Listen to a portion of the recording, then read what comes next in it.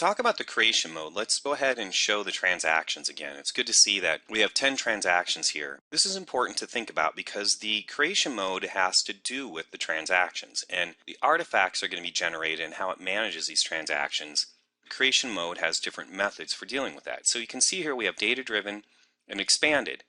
And there's also a third option that's not here, which is called stateful. And the options that you see are context sensitive. So you're only going to see options that are relevant to the types of transactions that you've captured and that you've put on the shelf. So for this collection of transactions here, they don't qualify for a stateful baseline, so it's not available.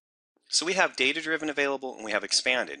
And the difference between the two is if you look over here at the 10 transactions, the expanded, which is set by default, is going to create a single baseline test case for each one of these transactions. And the data from the transaction will be hard-coded into the type of step. You can see there's step options right here as well. So by generating an expanded baseline test case from these transactions, there will be 10 baseline test cases that are generated. And then it will also generate a suite document which will allow you to run these test cases one after the other. The other creation mode shown here is data-driven. And what data-driven does is it takes the 10 transactions and it puts them into a data set, and then it uses that data set to then drive the test case. So you have a test step in there, you have a step in the test case, and the data, instead of being hard-coded right into the step, is being called from a data set that is created containing these 10 transactions in it. So data-driven will give you a single test case with a step, and it'll have all the data in a data set. And the expanded will give you 10 different test cases in this instance, or as many test cases as transactions that you have. So it really comes down to your own environment, figure out what's going to work best. There may be different things. Maybe you want to generate the 10 test cases and you want to tweak each one just a little bit. Or maybe you plan on changing out the data quite a bit. You might want to do the data-driven if you're going to switch the data. That one gives you a lot more flexibility in the data that you're using. So a lot of these come down to your own environment and figure out by trial and error and looking at the options that you're going to learn in this video, what's going to be the right choice for your test cases. And again, a lot of that just has to do with what the needs are. So examine the needs, and then just remember that data-driven means it goes in a data set. Expanded means you get a test case for each one of the transactions.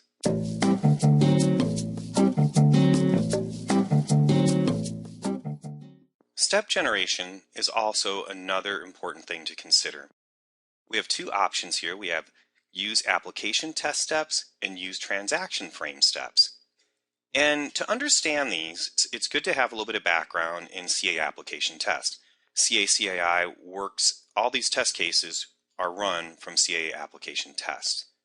So when this says use application test steps, this means use a test step that is actually going to use CA application test methods for invoking the system under test. And by that, that means this test step will go out, it's staged to coordinator, then it's run by the simulator, and the simulator will be invoking the system under test. However, the difference with use transaction frame steps is instead of using the simulator, this type of test step actually uses the CA/CAI agent that the transaction was captured from in order to invoke the system under test. Now, the reason for this has to do with the ability to access different aspects of the application. So the simulator can make web service calls, things like that. It will be able to invoke the system. It's outside of the system, the application container, and it can make certain types of calls, say a web services call.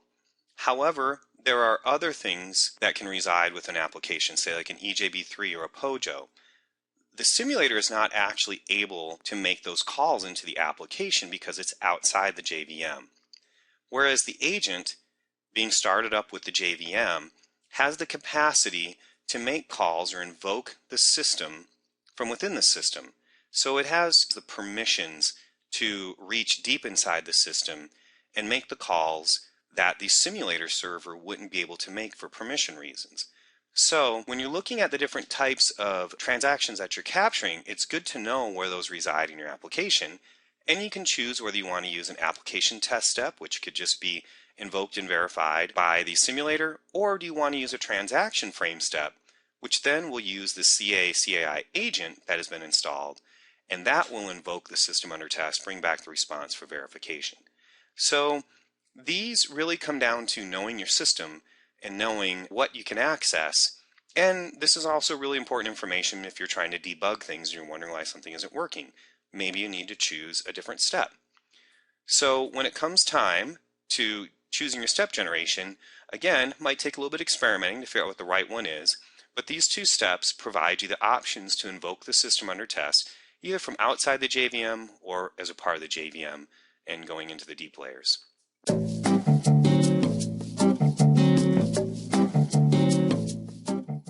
The use of magic dates is very helpful when you want to have dynamic data, specifically dates, in your test case so that the test information becomes dynamic and relevant and isn't just static. So what a magic date does, if you're familiar with service virtualization, there's magic strings and magic dates, which allow responses to have dynamic information in them so they're not just stuck with the date that you recorded it. And what a magic date will do, a good example is if you invoke the system under test and it comes back with a response and it needs to have a 3-day delta from that date to another date. Say, for example, you've put in a deposit and you put it in today, but it won't be available for 3 more days, and you need that date that's 3 days out. Magic dates can help calculate that and provide an accurate and meaningful response back from the system. So magic dates just add some flexibility to when you're using a lot of dates in your test cases. If you think you're going to be using them, you can go ahead and check them, and they'll be automatically applied into your test case.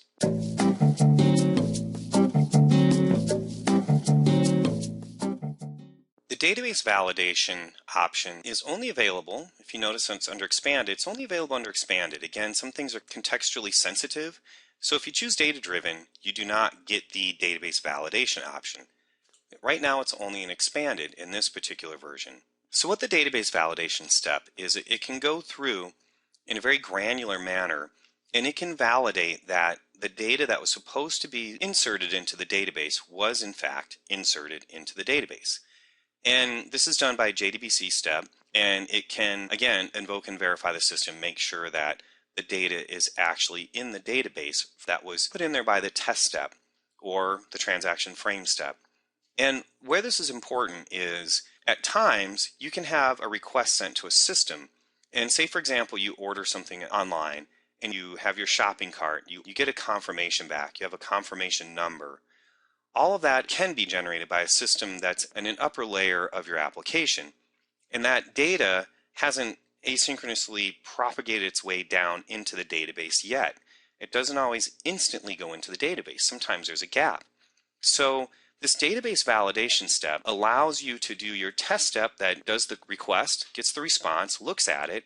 If it was a shopping cart and you got your response back with your confirmation number and all the information, that's the correct response, but it doesn't mean that that went to the database. So to make sure you're testing the next layer and testing on the full spectrum, the database validation step will then go in and invoke the database and make sure that the data did in fact get into the database. So this is kind of a 2-layer type of test case that you're creating here. And again, for right now, it's only available in the expanded option.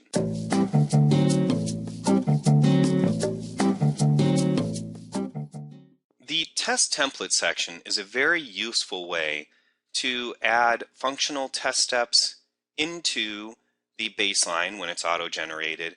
Or in the example I'm going to use here, we're generating 10 new users into the Lisa Bank system, and probably don't want to leave those in there. Going to want to clean those up. So in this case, I've used CA to also generate a data-driven test case that goes through and deletes all these users. So I can also combine the two, and I can add the delete user step into the same test case here that has the add users. So what you need to do to make this happen is to go out to Workstation, and this was the delete user test case that I generated using CA.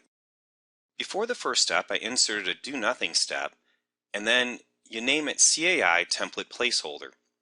And what this does is it tells CAI when it's generating the baseline test cases, it's going to find this, and then it's going to take whatever test steps that are going to be generated from the baseline test case generation process, it's going to place them after this step, and before the other step you have here. So if we were to have this occurring after this step, then the delete user would have run first, and then the add users would have run.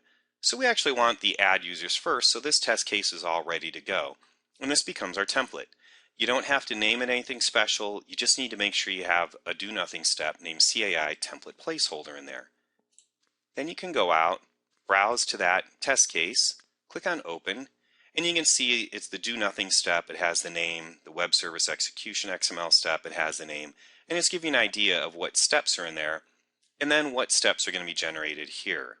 So if I were to change this over to the data driven, it looks just about the same actually. So again, there's also some other uses for this, such as functional testing and also for test cases that require a stateful, that need to be in a state in order for the transactions here to happen. So by using a test template, you can have test steps that come in and do something such as log into the system to set that appropriate state for, say, adding users. So there's a lot of different ways you can really use this test template and make your baseline test cases that you auto-generate more robust. And once again, this comes with some trial and error. Try it out, see how it works, figure it out, and eventually you'll come up with a system where you can really generate some great, very useful baseline test cases very rapidly.